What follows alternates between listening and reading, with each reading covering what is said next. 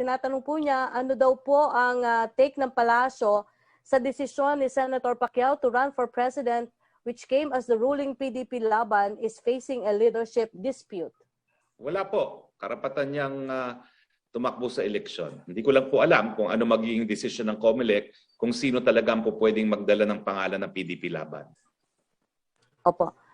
Question po ni Trish Terada, while we respect the rights of the teachers, ire-require po ba ng DepEd na vaccinated lang po magtuturo sa face-to-face following yung cocoon? Right now, nag-express na ng opinion during the IATF meeting ang Secretary of Justice, which was also affirmed by the Department of Health, na it is not going, the vaccination is not going to be mandatory but voluntary. And what the Secretary of Justice said, and the Spox is here, was that Congress has to pass a law. Alaala mo, Spox, na sinabi ni Secretary of Justice, magpasa muna ng batas ang Kongreso which will make vaccination mandatory. No? So hindi kami ng labag na opinion diyan dahil Secretary of Justice na. Gusto ko lang sagutin very quickly yung tanong, mayroon bang benefits kung ang isang teacher ay magpa-participate sa ating pilot study?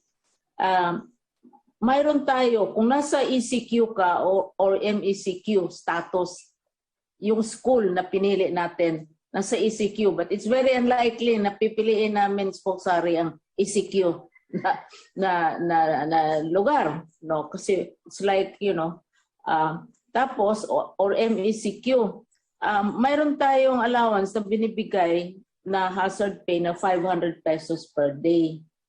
Tapos kung i-isolate ang isang pasyente, mayroon tayong isolation package na 22,000. Pagkatapos yung inpatient care, ang Department of Education has a series of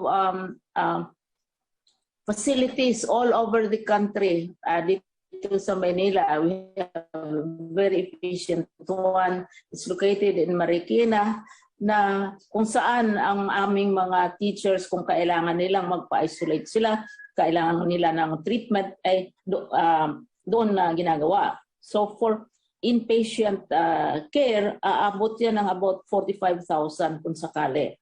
So lahat-lahat yan may mga mechanisms ang department. Dahil napakalaki niya So we all have these protective mechanisms for the teachers. But definitely, hindi kami magpadala ng pilot sa ECQ.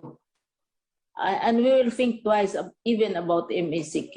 Ang pipiliin naman talaga, very clear ang presidente, yung pinaka-low risk na, pero kung kailangan, mayroon naman tayong hazard pay na binibigay.